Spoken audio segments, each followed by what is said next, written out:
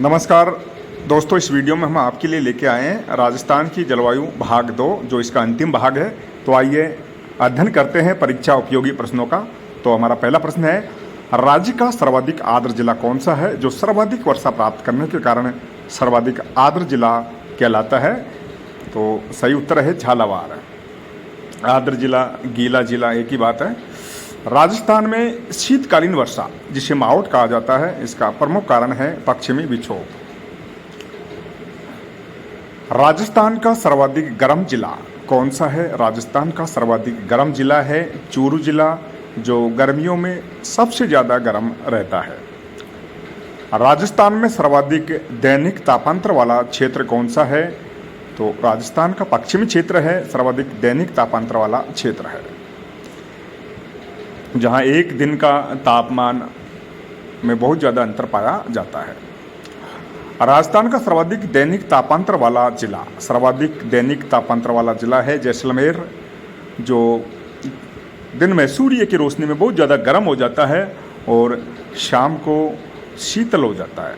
यहाँ की जो सम के टीले हैं, यहाँ पर पर्यटक आनंद लेने आते हैं शाम के समय, क्योंकि शाम को सम के टीलों में जो रेत है बहुत ही शीतल हो जाती है। इस प्रकार सर्वाधिक दैनिक तापांतर वाला जिला कहलाता है जैसलमेर।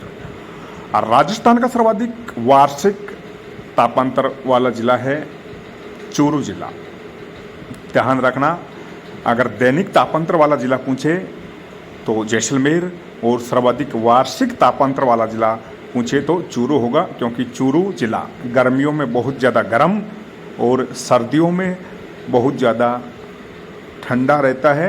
इतना ठंडा कि यहाँ पर टेम्परेचर माइनस में चला जाता है और जमाव बिंदु यानी 0 डिग्री सेल्सियस से कम तापमान पर पानी बर्फ में बदल जाता है। यहाँ पर ऐसी स्थिति हो जाती है। इस प्रकार राजस्थान का सर्वाधिक वार्षिक तापांतर वाला जिला है चूरू, जो गर्मियों में सर्वाधिक गर्म और सर्दियों में सबसे ठंडा रहता है। और राजस्थान में सर्वाधिक वर्षा वाला जिला है झालावाड़। राजस्थान में माहवट का आगमन कब होता है? दिसंबर और जनवरी माह में। 22 दिसंबर को सूर्य मकर रेखा पर लंबवत चमकता है। सामान्यतः इस स्थिति के बाद दिसंबर जनवरी में उत्तर भारत में मावठ का आगमन होता है।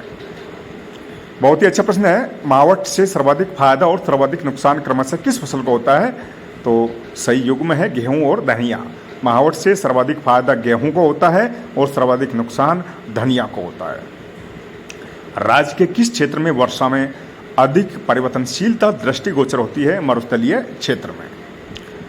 निम्नलिखित में से किस जिले में जलवायु की सर्वाधिक विषमता पाई जाती है? सर्वाधिक विषमता पाई जाती है जैसलमेर जिले में। किस जिले में वार्षिक वर्षा में विषमता का प्रतिशत सर्वाधिक है? जैसलमेर जिले में। तो सर्वाधिक प्रतिशत विषमता की दृष्टि से भी जैसलमेर जिले में सर्वाधिक विषमता पाई जाती है। राज्य का सर्वाधिक औसत वर्षा वाला जिला है झालावाड़, जहाँ सर्वाधिक वर्षा प्राप्त होती है। राजस्थान के किस जिले में वर्षा वाले दिनों की संख्या सर्वाधिक है? झालावाड़ जिले में। बहुत ही अच्छा प्रश्न है। राजस्थान के पश्चिम भाग में तापमान की अतिशयता निम्नलिखित में से किस प्रमुख कारण से है? धरातल के स्वभाव के कारण। तो रेतीला मैदान है पश्चिमी भाग में, जिसके कारण धरातलीय स्वभाव के कारण यहाँ पर तापमान बहुत ज़्यादा रहता है। ग्रीष्म ऋतु में सर्वाधिक आंधियाँ किस जिले में चलती हैं? गंगानगर जिले में। राज्य में सबसे गर्म महीना है जून। जून का महीना राजस्थान में सबसे गर्म महीना माना जाता है। बहुत ही अच्छा प्रश्न है। राजस्थान में सर्वाधिक वर्षा किस महीने में होती है? तो राजस्थान में सर्वाधिक वर्षा जुलाई माह में होती है। राज्य में भारतीय मौसम विभाग की वेधशाला है जयपुर जिले में। राजस्थान में जून माह में न्यूनतम वायुदाब किस जिले में संभावित है? जैसलमेर जिले में। जून माह में न्यूनतम वायुदाब जैसलमेर जिले में संभावित है। वार्षिक वर्षा की प्रतिशत मात्रा में अधिक उतार चढ़ाव वाला जिला है जैसलमेर। राजस्थान में दिन के प्रकाश की सर्वाधिक लंबी अवधि किस दिन रहती है? 21 जून को। 21 जून को सूर्य कर्क रेखा पर सीधा चमकता है। कर्क रेखा राजस्थान के 2 जिलों डूंगरपुर और बांसवाड़ा से गुजरती है। सूखा संभावित क्षेत्र, बहुत ही अच्छा प्रश्न है। ये लगभग हर एग्जाम में पूछा जाता है। सूखा संभावित क्षेत्र कार्यक्रम कब लागू किया गया था? तो सही उत्तर है 1974-75 में। राजस्थान में औसत वार्षिक वर्षा की सर्वाधिक परिवर्तनशीलता आलेखित वाले जिले हैं जैसलमेर और बाड़मेर। निम्नलिखित में से कौन सा राज्य की जलवायु को प्रभावित करने वाला आधारभूत तत्व है? तापमान।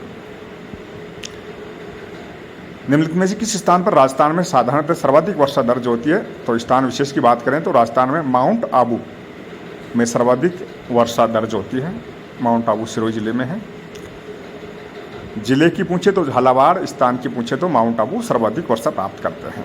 राजस्थान के कौन से जिलों में अधिकतम वर्षा के दिनों की संख्या पाई जाती है? झालावाड़, कोटा और बारां में। बहुत ही अच्छा प्रश्न है। कोपेनहेगन के जो वर्गीकरण के हिसाब से राजस्थान का सर्वाधिक क्षेत्र किस प्रकार के जलवायु प्रदेश में आता है? कोपेन के वर्गीकरण के हिसाब से राजस्थान का सर्वाधिक क्षेत्र किस प्रकार के जलवायु प्रदेश में आता है? तो सही उत्तर है ऑप्शन डी, BSHW प्रदेश में। BSHW प्रदेश का तात्पर्य है अर्ध शुष्क कटिबंधीय शुष्क जलवायु वाला प्रदेश, जो अरावली का पश्चिम क्षेत्र है। थार्नवेट जलवायु वर्गीकरण के अनुसार राजस्थान का अधिकांश भाग किस जलवायु प्रदेश में पाया जाता है? तो सही उत्तर है इसका DAW। DAW का तात्पर्य है उष्ण आर्द्र जलवायु प्रदेश। तो दोनों विद्वानों की अलग अलग परिभाषाएं यहाँ पर हैं।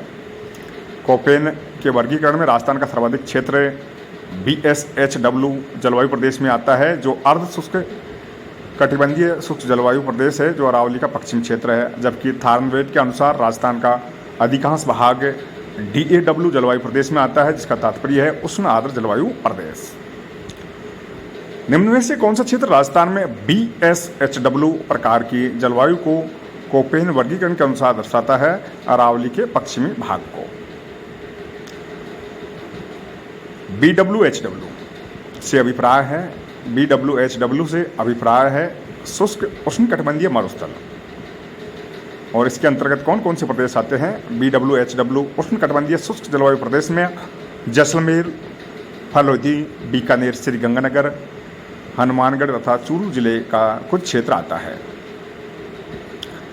तो अक्सर ये सांकेतिक जलवायु की दृष्टि से सांकेतिक चिन्ह हैं जो विभिन्न विद्वानों ने दिए हैं। तो BWHW कोपेनहेगन का सांकेतिक चिन्ह है। और इसमें कौन कौन से जिलों को प्रदर्शित किया गया है BWHW में?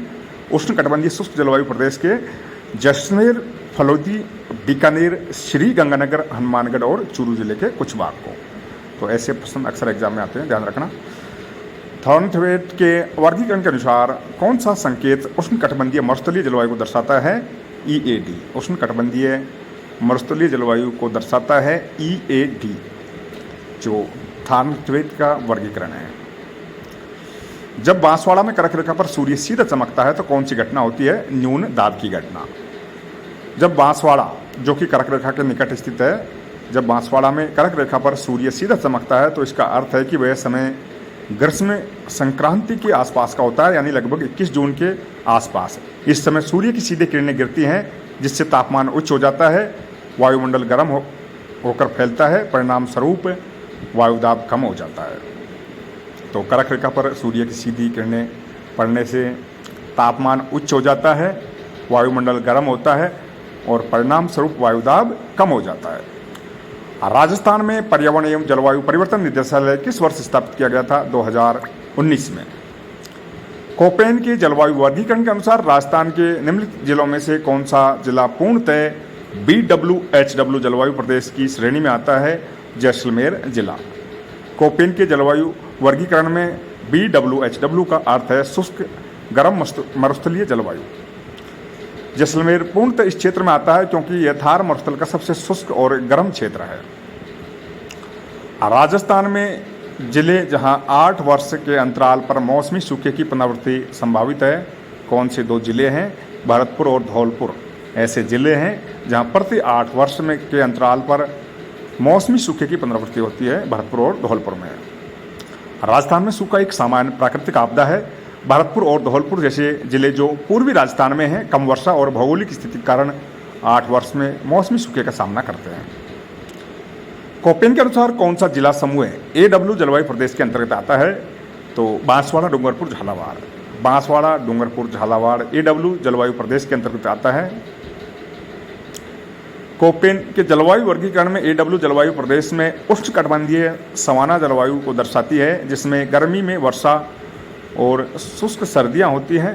राजस्थान के दक्षिण पूर्वी जिले जैसे बांसवाड़ा, डूंगरपुर और झालावाड़ इस जलवायु प्रदेश में आते हैं, क्योंकि यहाँ मानसूनी वर्षा होती है। सामान्यतः राजस्थान को कितने जलवायु क्षेत्रों में विभाजित किया गया है? अच्छा प्रश्न है। 5 जलवायु क्षेत्रों में।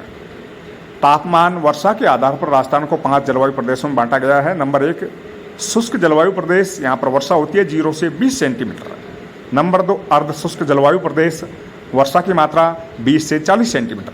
नंबर 3 उप आर्द्र जलवायु प्रदेश, वर्षा की मात्रा 40 से 60 सेंटीमीटर। नंबर 4 है आर्द्र जलवायु प्रदेश, वर्षा की मात्रा 60 से 80 सेंटीमीटर। और नंबर 5 पर आता है अति आर्द्र जलवायु प्रदेश, जिसमें वर्षा की मात्रा 80 सेंटीमीटर से 100 सेंटीमीटर के मध्य होती है। राजस्थान का जलवायु वर्गीकरण तो बहुत ही अच्छा प्रश्न है। ये 2 विद्वानों का वर्गीकरण हम प्रस्तुत करते हैं। सबसे पहले प्रस्तुत करेंगे थार्नवेट के अनुसार जलवायु प्रदेश। थार्नवेट ने जलवायु वर्गीकरण के लिए वाष्पोत्सर्जन, वनस्पति वाष्पीकरण की मात्रा, वर्षा व तापमान को आधार लिया है।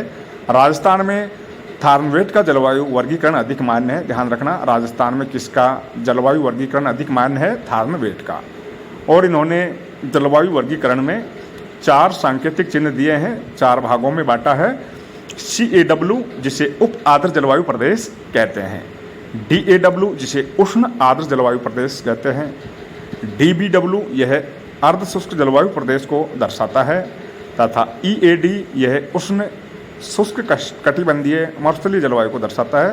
तो अक्सर ये पूछा जाता है थार्नवेट ने EAD जलवायु प्रदेश में किसको दर्शाया है? उष्ण शुष्क कटिबंधीय मरुस्थलीय जलवायु को। अब हम देखते हैं राजस्थान में कोपेन द्वारा जलवायु वर्गीकरण। डॉक्टर व्लादिमीर कोपेन जर्मनी के वैज्ञानिक थे, जिन्होंने सर्वप्रथम 1918 में विश्व की जलवायु का वर्गीकरण किया था। कोपेन के अनुसार स्थानीय वनस्पति ही मौसम की सर्वश्रेष्ठ अभिव्यक्ति है। तो इन्होंने जो मुख्य आधार बताया है जलवायु वर्गीकरण का, वनस्पति को बताया है। हालांकि कोपेन ने जलवायु वर्गीकरण के लिए वर्षा व तापमान को भी महत्व दिया। कोपेन ने राजस्थान की जलवायु को वनस्पति के आधार पर 4 सांकेतिक शब्दों में वर्णित किया है। तो इसको ध्यान से पढ़ना है, क्योंकि इसके अंदर से 1-2 प्रश्न जरूर आते हैं। कोपेन ने वनस्पति के आधार पर राजस्थान की जलवायु के 4 सांकेतिक चिन्ह दिए हैं। नंबर 1 है AW जलवायु प्रदेश। AW जलवायु प्रदेश का तात्पर्य है उष्ण कटिबंधीय आर्द्र जलवायु प्रदेश, और इसके अंतर्गत आने वाले जिले हैं डूंगरपुर, सलूम्बर, प्रतापगढ़, बांसवाड़ा, दक्षिणी चित्तौड़ और झालावाड़। नंबर 2 है BSHW, इसका तात्पर्य है अर्ध शुष्क कटिबंधीय शुष्क जलवायु प्रदेश। इसमें अरावली का पश्चिमी क्षेत्र आता है BSHW में। नंबर 3 है BWHW, जिसका तात्पर्य है उष्ण कटिबंधीय शुष्क जलवायु प्रदेश, जिसके अंतर्गत जैसलमेर, फलोदी, बीकानेर, श्रीगंगानगर, हनुमानगढ़ तथा चूरू जिले का कुछ क्षेत्र आता है। तो इस वीडियो को 1-2 बार देखना, आपके ये क्लियर हो जाएगा, ताकि आपका एक भी प्रश्न इसमें की गलत ना हो। नंबर 4 कोपेन का वर्गीकरण का जो नंबर 4 प्रकार है, सांकेतिक प्रकार, उसका नाम है CWG, और इसके अंतर्गत उप आर्द्र जलवायु प्रदेश आते हैं। CWG के अंतर्गत उप आर्द्र जलवायु प्रदेश आते हैं, जिसमें पूर्वी और मध्य राजस्थान का अरावली से पूर्व का भाग आता है। तो इसका एक बार फिर से हम अध्ययन कर लेते हैं, ताकि आपको क्लियर हो जाए। कोपेन का जो जलवायु वर्गीकरण है, इसको 4 सांकेतिक शब्दों में वर्णित किया है। AW का तात्पर्य उष्ण कटिबंधीय आर्द्र जलवायु प्रदेश, जिसमें डूंगरपुर, सलूम्बर, प्रतापगढ़, बांसवाड़ा, दक्षिणी चित्तौड़ और झालावाड़ आता है। नंबर 2 BSHW, इसमें अर्ध शुष्क कटिबंधीय शुष्क जलवायु प्रदेश आता है, जो अरावली का पश्चिम क्षेत्र है। नंबर 3 BWHW, जिसमें उष्ण कटिबंधीय शुष्क जलवायु प्रदेश आता है, जिसके अंतर्गत जैसलमेर, फलोदी, बीकानेर, श्रीगंगानगर, हनुमानगढ़ तथा चूरू जिले का कुछ क्षेत्र आता है। नंबर 4 CWG, इसमें उप आर्द्र जलवायु प्रदेश आते हैं, जो पूर्वी और मध्य राजस्थान का अरावली का पूर्व का भाग आता है।